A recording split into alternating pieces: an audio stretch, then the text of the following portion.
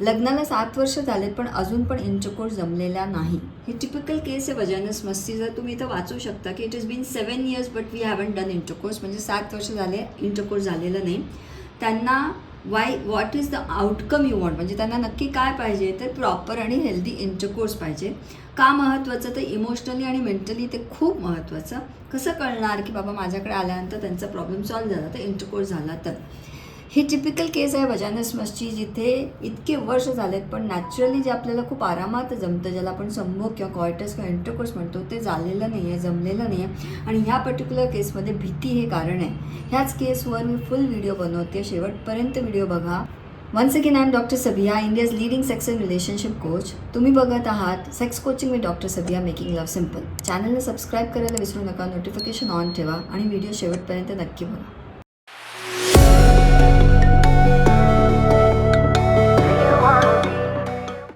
तुम्ही विचार करा, एक अख्खा तास एक नवरा बायको माझ्यासमोर बसून डोळ्यातलं पाणी काय त्यांचं स्टार्ट ते एंड थांबलं नाही. In fact more than the wife was steel composed, I would say. More than the wife, ते मिस्टर म्हणजे ते हजबंड जे होते, एखादं लहान बाळ कसं असं बोक्सी रडेल तसं ते रडत होते माझ्या सेशनमध्ये.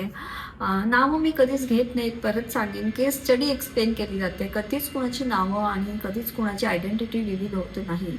आणि माझे इतके बरेच वजायनसमसचे केसेस असतात. वजायनसमस म्हणजे काय, जिथे संभोग करायची इच्छा आहे पण लिंग जेव्हा त्या वजायनाच्या जवळ जातं तर ते आत जाऊ शकत नाही, लाख इच्छा असून. आता ह्या केसमध्ये 7 वर्ष झाली पण त्यांना संभोग जमलेलाच नाही आहे.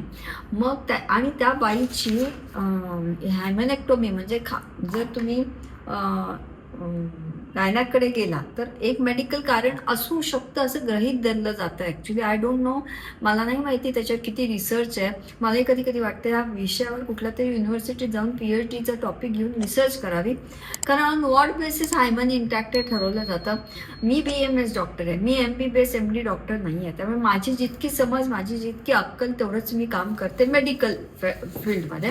हां, बाकी मी मग NLP शिकली, मी लायसन्स इमोशनल इंटेलिजन्स कोच आहे, मी ICFचं कोचिंग मॉडेल झालेलं आहे, हिप्नोसिस झालेलं आहे. त्यामुळे भीती बसून जेव्हा संभोग जमत नाही त्याची मी तज्ज्ञ.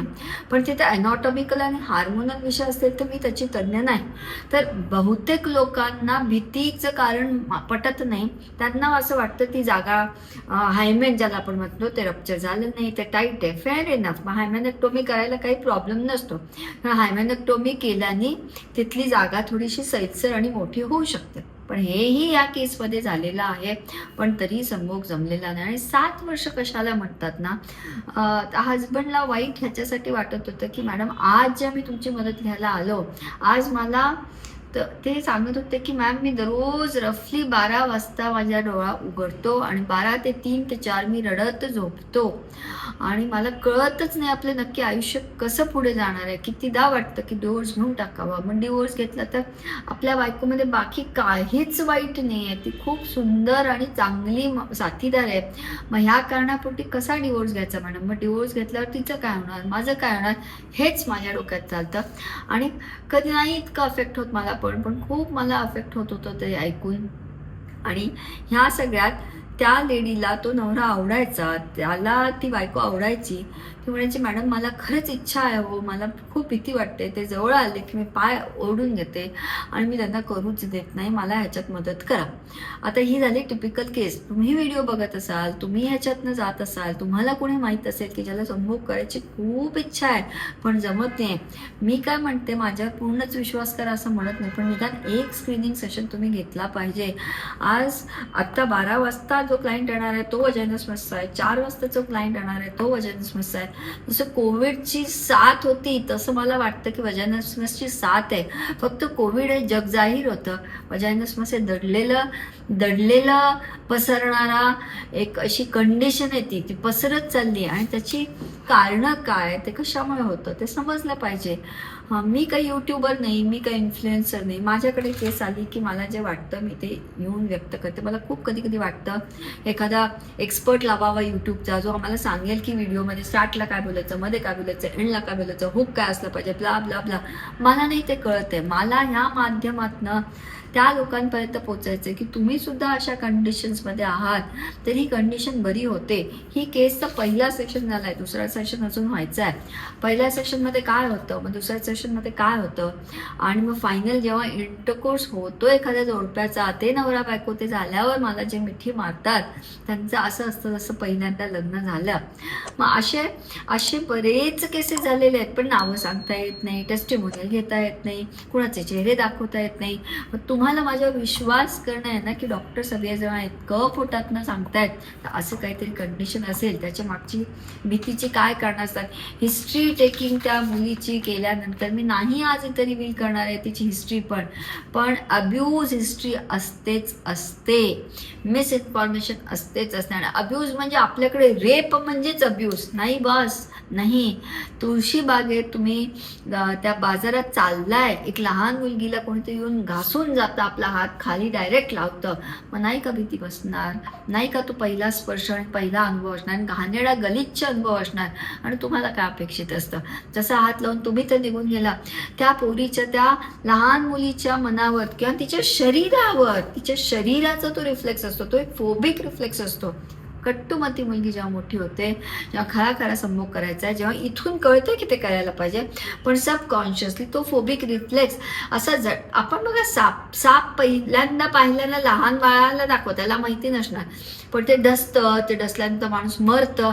हा एक तर तो बघणार किंवा ऐकणार किंवा अनुभव घेणार, ह्याच्यानंतर पुढे जेव्हा कधी साप बघणार तर त्याला ती भीतीच वाटते. मग तसं ते लिंग सापासारखं जात होतं, कारण ते नकोस झालेला अनुभव बॉडीमध्ये स्टोर्ड आहे. त्याला वजायनस्मस अशी म्हणतो. I hope this couple comes back to my offline session. पहिला सेशन ऑनलाईन होतो, झूमवर होतो, तिथे हिस्ट्री टेकिंग केली जाते, नीट कारण कळलं जातं. ते कपल किती, कारण ह्या केसमध्ये आय हॅव रिटन हिअर, ते हजबंड स्पष्ट म्हणायचे, मॅडम समजा तुम्ही विषय सॉल्व्ह जरी झाला, आता इंटरकोर्स करायला पण लागलं, म्हणजे ती फिट झाली, तरी मॅडम माझी इच्छा मेली आता, त्याचं काय, मला आता ही नाती, हे लग्न, हे काहीच नकोसं वाटतंय, मला थकल्यासारखं झालंय मॅडम. हे जेव्हा एखादा व्यक्ती म्हणतो तेव्हा वाईट वाटतं ना. का 7 वर्ष लागले, का 7 वर्ष आमची मेडिकल फर्टिलिटी झोपली होती, का माझ्यापर्यंत, या माझ्यासारखे अजून पण असतील लोक, मला नाही माहिती अजून कोणी हे करतंय की नाही करतंय, पण मी सक्सेसफुल रिझल्ट देते म्हणजे देते.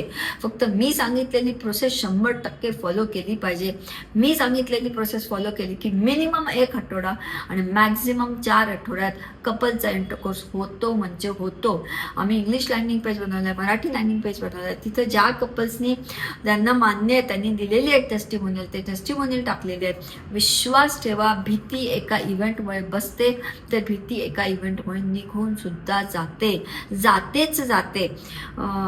आणि हो, सेक्सबद्दल मिसइन्फॉर्मेशन इतकी आहे ना, त्यामुळे ते घाबरवलं जातं. ते दुखतंच, हा पहिल्यांदा करताना तिथून रक्तच येतं, डिलिव्हरीच्या वेळी इतकं दुखतं इतकं सांगितलं जातं की बसतं नाही डोक्यात. लग्न खराब होतात, डिवोर्सपर्यंत जातात नाती, असं नाही व्हायला पाहिजे. सो या पहिल्यांदा माझ्या त्या सेशनमध्ये त्या नवऱ्या बायकोंना इतकं इमोशनल आउटबस्ट होतं की इवन आय फेल्ड बॅड. माझ्या डोळ्यात पाणी येत होतं की किती ते थकलेत, किती ते वैतागलेत. So all said and done, if you are suffering through this condition और इफ यू नो की असं कोणी ह्या कंडिशनमध्ये आहे, तर काही नाही, त्याने हा व्हिडिओ फॉरवर्ड करा, कमेंटमध्ये ग्रेसफुली ह्या विषयावर आपले प्रश्न विचारा. येस, माझं चॅनल सबस्क्राईब करायला विसरू नका, नोटिफिकेशन ऑन ठेवा. आणि काही नाही, प्रेम सोपंच असतं आणि त्या प्रेमाला सोपंच राहायला पाहिजे. वाईट नजरेने कोणाकडे बघू नका, वाईट इंटेंटने कोणाला हात लावू नका. वयाची काहीही, म्हणजे ती 5 वर्षाची मुलगी असेल, 50 वर्षाची बाई असेल, 5 वर्षाचा मुलगा असेल किंवा 50 वर्षाचा मुलगा असेल, कुणाच्याही शरीराला त्याच्या मर्जीशिवाय घाणेरड्या इंटेंटनी तुमच्या आतली ती भूक भागवायला प्लीज कोणाचं शरीर नका वापरू. That's not how things work. So yeah, do watch my further videos. ह्या केसचे अपडेट पुढच्या व्हिडिओमध्ये टाकत नाही आणि प्रार्थना करा की हे माझ्याकडे पुढच्या सेशनला यावेत आणि ह्यांचं सक्सेसफुल इंटरकोर्स व्हावं. Thank you for watching till then.